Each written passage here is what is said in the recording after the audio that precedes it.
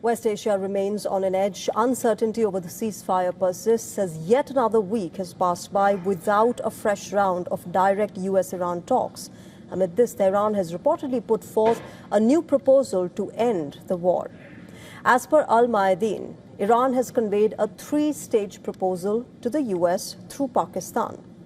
The first step would entail a formal end to this war and guarantees from America to prevent its resumption. Subsequently, the next stage would see both sides discuss management of the Strait of Hormuz, extremely crucial. Iran will reportedly initiate talks on the nuclear issue only after this. Now remember, this comes even as US wants to take control of Iran's stockpile of enriched uranium. Even Axios, the media outlet, reported that Iran wants nuclear negotiations at a later stage only after the ceasefire is extended for a long period, the Strait of Hormuz is opened, and the US blockade has been lifted. However, this may remove America's leverage to convince Iran to stop uranium enrichment. Reports suggest that President Donald Trump is set to hold a Situation Room meeting with his top national security and foreign policy team on Monday. Meanwhile, Iranian Foreign Minister Abbas Araghchi, who's currently in Russia, blamed America for the failure of the Islamabad talks. Abbas Araghchi claimed that negotiations failed to make progress owing to excessive demands and incorrect policies of United States. The US approaches caused the previous round of negotiations, despite progress, to fail to reach its goals because of the excessive demands and incorrect policies. It was therefore necessary to hold consultations with our friends in Pakistan to review the latest situation. Araghchi also underscored the significance of the Strait of Hormuz in the current scenario, terming it as an important global issue. A day earlier, Araghchi met with Oman's Prime Minister Sultan Haytham bin Tariq Al Said to discuss the security in this strategic waterway, as well as diplomatic efforts to end the war.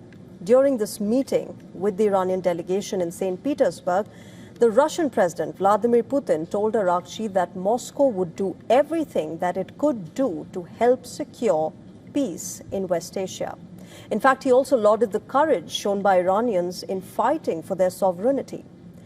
Due to the West Asia war, speaking with the media, Abbas Araghchi claimed that US has requested negotiations as it hasn't achieved even a single goal. In fact, he also added that Iran is looking into this request. From our side, we will do everything that is in your interest, in the interests of all nations in the region, so that peace is reached as soon as possible. You know our position very well.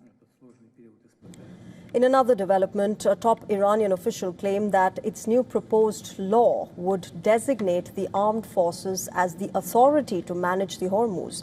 In fact, he hinted at charging transit fees in rial. The Islamic Republic of Iran's dues in this strait must be paid based on the national currency, the rial, and under this plan, vessels and cargo belonging to the Zionist regime are not allowed to transit under any circumstances. Now, even as the Araghchi-led Iranian delegation visited Islamabad twice during the weekend, remember, it ruled out any direct talks with the US. This prompted Donald Trump to cancel Witkoff and Kushner's scheduled Pakistan visit. On his part, though, Trump has cited long travel hours as the reason behind this decision. In fact, he's also asserted that talks can be held over a phone call if Tehran reaches out to America. On the other hand, Iran's parliament speaker Mohammad Ghalibaf took a swipe at Trump's claim that the US holds all the cards. While referring to disruptions in the Strait of Hormuz, he hinted that Iran has the ability to block the Bab al-Mandeb Strait as well as harm the Gulf pipelines. And this is not all. Ghalibaf also indicated that United States had already used its strategic petroleum reserves. He issued a veiled warning as well to the American consumers about a further spike in prices during the peak summer vacation season. Meanwhile, United States continues to face the flak from its NATO allies as well over the Iran war. For instance, German Chancellor Friedrich Merz has mocked America for its lack of exit options. Take a listen. I cannot see what strategic exit the Americans are now opting for, especially as the Iranians are obviously negotiating very skillfully. or rather, very skillfully not negotiating and letting the Americans travel to Islamabad, only to leave again without any results. An entire nation is being humiliated by the Iranian state leadership. We now turn our attention to Africa, where two escalating crises have left both Mali and Somalia reeling. While Mali reels from deadly internal attacks, piracy has seen a resurgence off the coast of Somalia. In the latest Al-Qaeda-linked group, Jamaat Nusrat al-Islam wal Muslimin reportedly claims the Mali army has surrendered to its fighters. In the Gao region of Mali, our next report tells you more about the region and its details.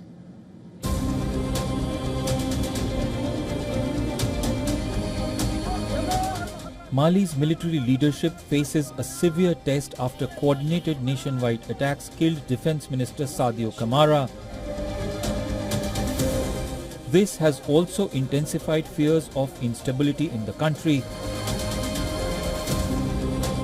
The violence has spread from the capital to the northern town of Kidal. Reports say rebels have seized the city. Mali's General Assimi Goïta, who leads the junta, has not appeared in public since attacks began on April 25th.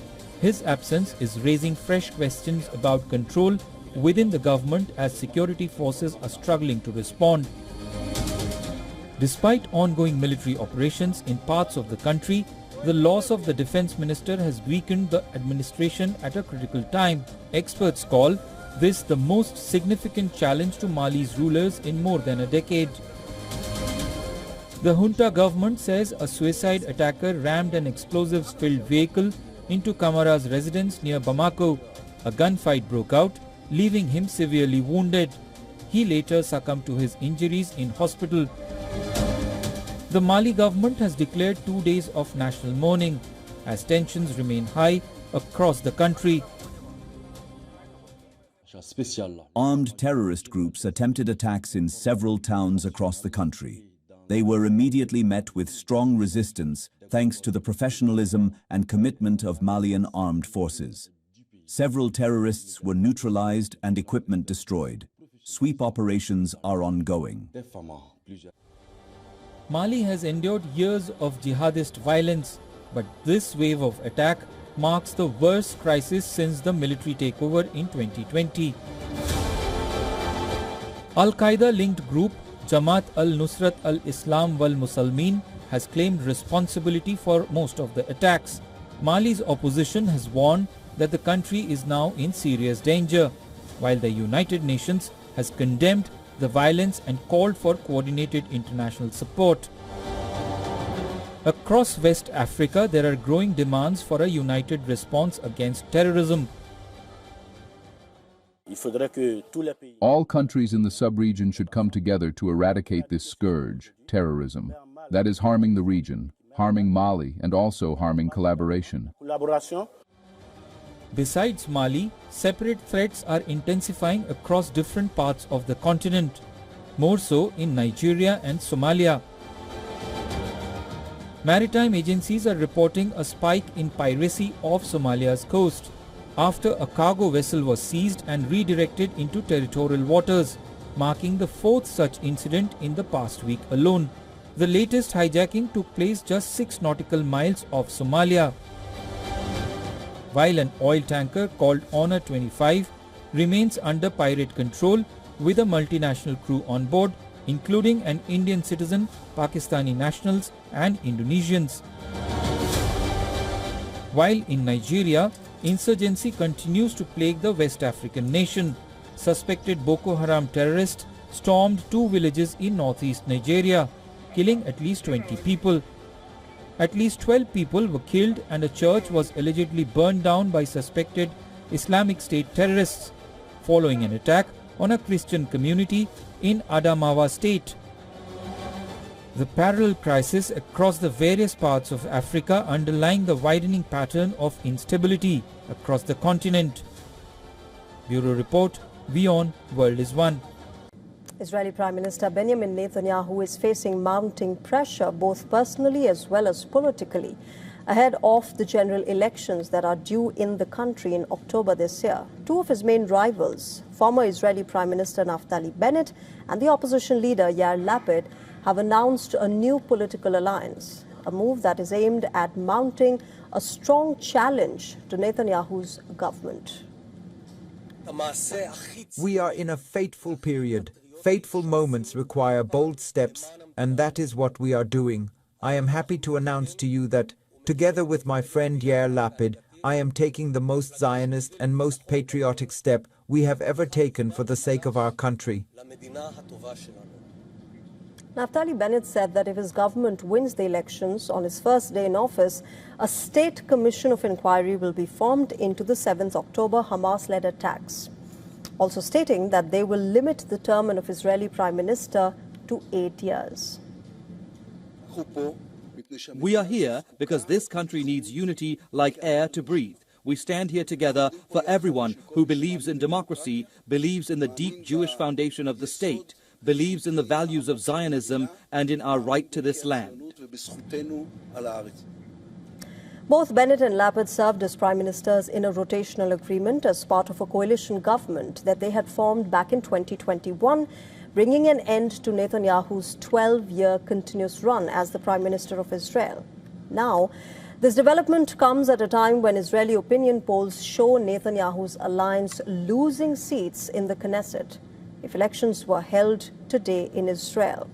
According to a latest poll by Israel's Channel 12 News, figures of which were revealed prior to Bennett and Lapid merging their parties, Netanyahu's coalition would get 50 seats, while the opposition would garner 60 in the Knesset, which is one short of the 61 that is needed to form a government.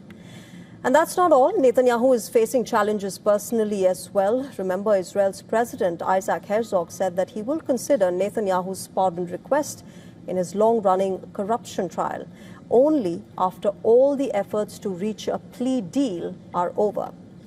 Netanyahu, in fact, was set to testify on Monday in his corruption trial. However, just around 90 minutes before the hearing was scheduled to begin, it was abruptly cancelled following a request from Netanyahu's attorney, citing the Israeli Prime Minister's security schedule without elaborating or clarifying any further on the details for this postponement.